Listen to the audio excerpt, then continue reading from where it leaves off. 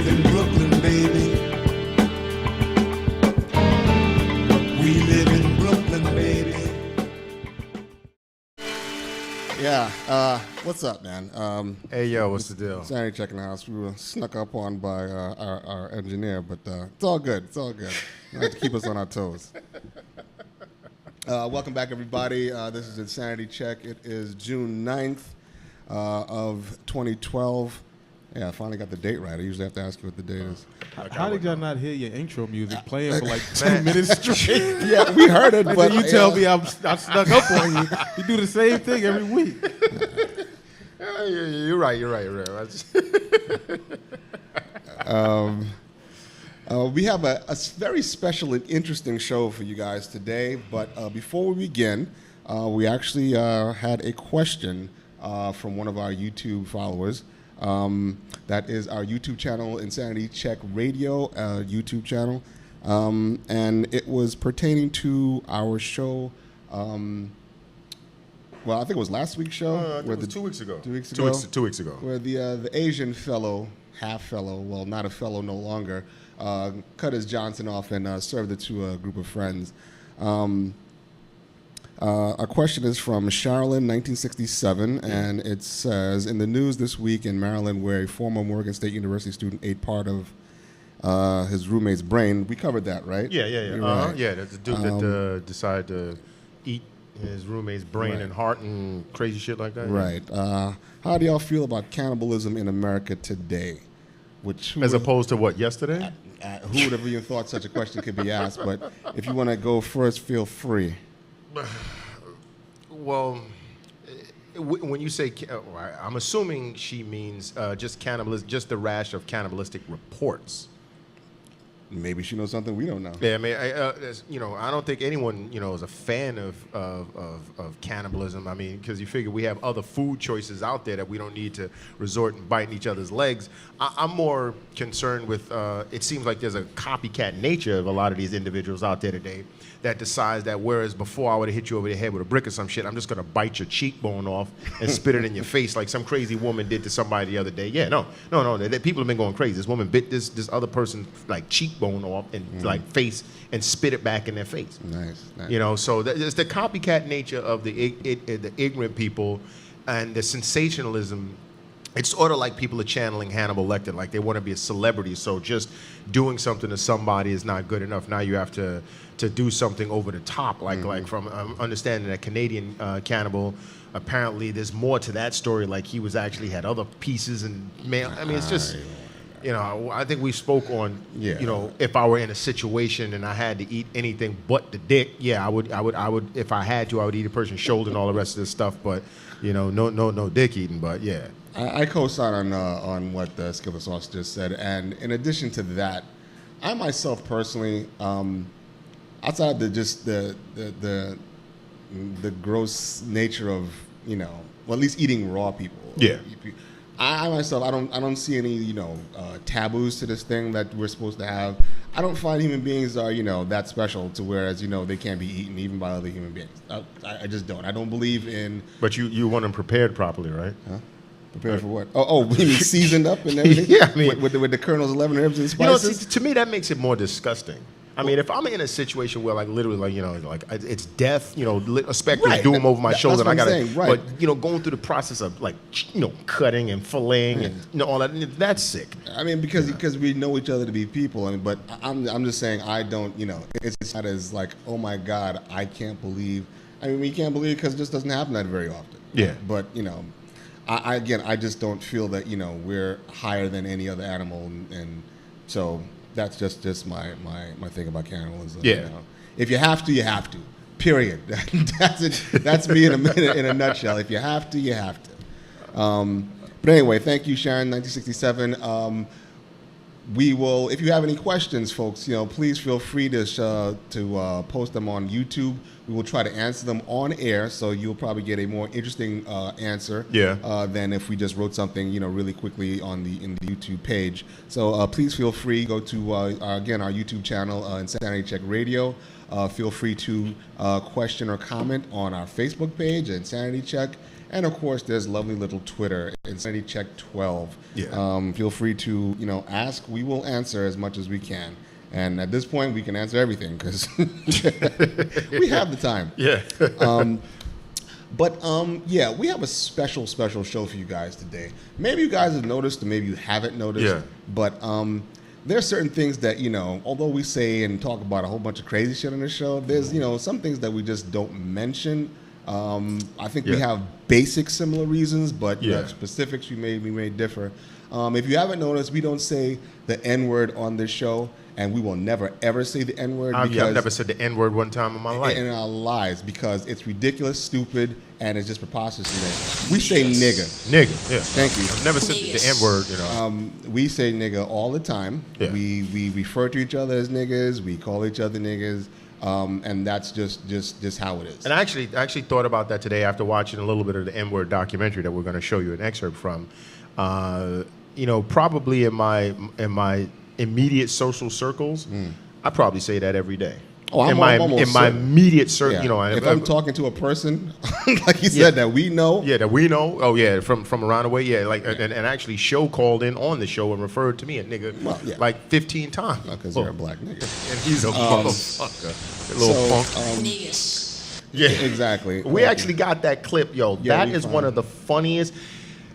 It's This is one of the just on its own merits, one of the funniest clips you will ever see, because every time 8 plays that, I really didn't even pay attention to it, and Ken had to actually direct it to me because I thought that he was actually saying niggas. No, he's not, and it's from this. I don't even want to ruin the surprise.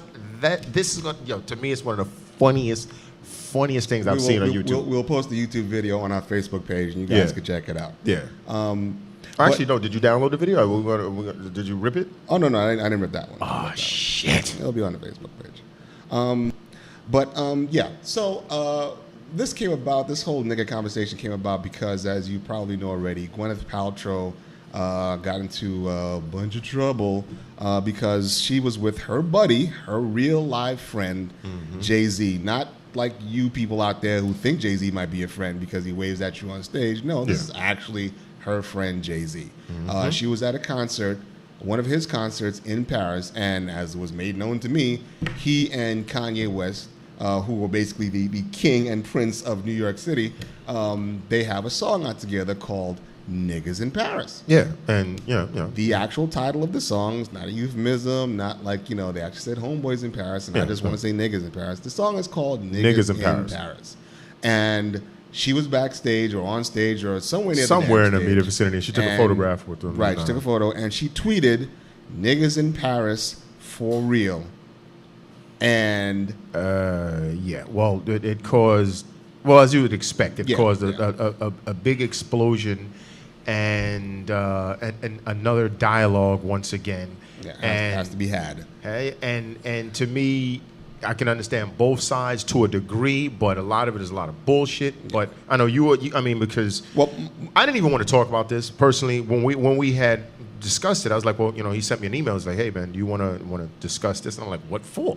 Right. And because on the surface, just gossip slop for rich people, and these are their problems. Yeah, I don't give a fuck about that stuff. But then, my angle, or what I was focused on, was the outrage. That I'm sure it was mostly niggas had over this situation. Now, mostly myself, who? You mean upstanding black folks? Yeah, niggas, just like I said. So my issue, now this is my only thing with Gwyneth Paltrow. I don't give a shit how sheltered you might be. I don't care, how la la land you live in. Yeah. You must know that as innocent or whatever you thought it was, you must know that there was going to be some backlash for you typing niggas in Paris and you're a lily white woman. Oh, well, I mean, see, and that's the part that I definitely, her naivete, I mean, how could she not have known? Right, that's what I'm saying. If she's naive, perhaps Gwyneth Paltrow just knew that, this is cool, I want to do this, and I'll take whatever comes.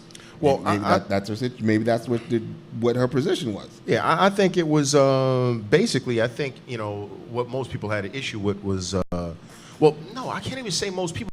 People are so stupid when it comes to this particular subject that I can't assume anything because No. you would think that okay, the for real because like the point is niggas in Paris for real, so it's like, well, I'm not necessarily talking about the title of the song. I'm talking about there's two niggas in Paris, niggas, my homies or whatever, but still in all. The thing is though that even with that you can still look at it another way because maybe she's just saying that the song Niggas in Paris is actually for real happening in Paris.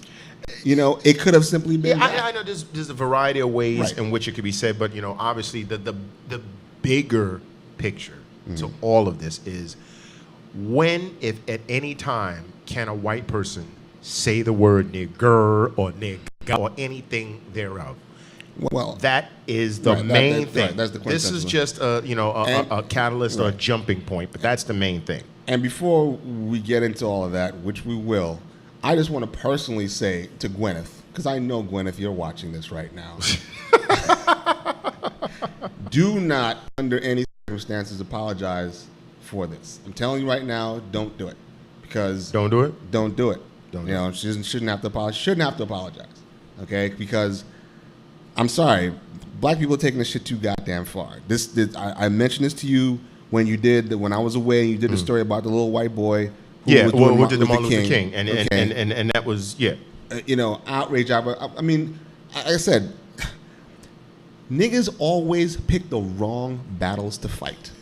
I've been saying this and I believe this in my heart. Always picking the wrong battles to fight. They want to fight and argue over stupid shit that has nothing to do with anything significant in their lives, in the world, or anything like that. Yeah. But when something real happens, where are they? Where who killed Jam Master Jay, niggas? Yeah. Huh? You don't want to cooperate with the police because that's just some cool shit to not cooperate with the police. But because some white woman said some shit to her people, okay, about her friend, not your friend. The Jigga Man is not your friend, it's hers. The who? The nigga man? The Jigga Man. Oh, the Jigga. You Okay. gotta make yourself clear, man. You want to fucking lose your mind, and I'm surprised Al Sharpton hasn't come out and started a protest. Well, I think I'm actually not sure if he did, but and I know that in closed circles, in the barbershops, and all these different people, Al Sharpton, Bob Sharpton, and every other kind of Sharpton out there has used these words and other words. I remember a quote about Muhammad Ali, and I'm talking about the Muhammad Ali that had been fought, retired, and everything. And when Mike Tyson was coming up, somebody in a barbershop, and it was a quote, they said, hey, Mike, somebody said that Mike Tyson will actually beat you. They talking about the greatest of all times. And Muhammad Ali just looked at the guy and said, nigga, please.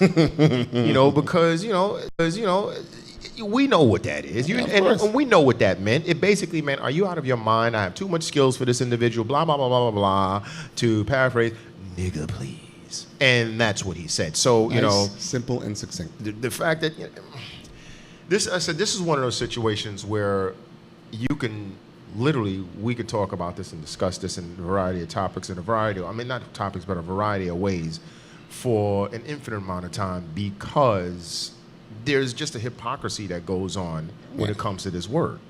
But it's not just the hypocrisy. I could deal with the hypocrisy because basically that means it's a double standard. Yes. And I'll tell you right now, I know it's a double standard, and it's a double standard I'm riding into the sunset because this is one of the few double standards that black people are on the upper end on stuff like this. And I'm riding with it. And yeah, it's wrong, it's unfair, whatever, too goddamn bad. There's again way more important shit that goes on every day in this country that it's unfair to us, but that's just how it is. Yeah, well, this is how it is. White man, you call me a nigga and I'm knocking you the fuck out today. He can call me a nigga every day of the week. And but every hour of the day. And see, and that's what the whole thing about demystifying the word or taking the energy from the word, because I went to a diverse high school where high school for the arts where we had every nationality represented there. And this was during the time when hip-hop became very, very popular, around the time. Actually, let me stop you real quick. You want to bring that story back in after the break? Wait, hold on, motherfucker. Hold on. because You mean, hold on, nigga? yeah, hold on, nigga. Yeah, because I got to get this shit straight. We're running a new system here, and I got to make sure that this music comes up. So we're gonna give it a shot. So we're gonna try this break shit. And hey, play us into the break. I mean, I'm gonna try this, but bear with us. This might play and might not play. We'll be back in 2 people.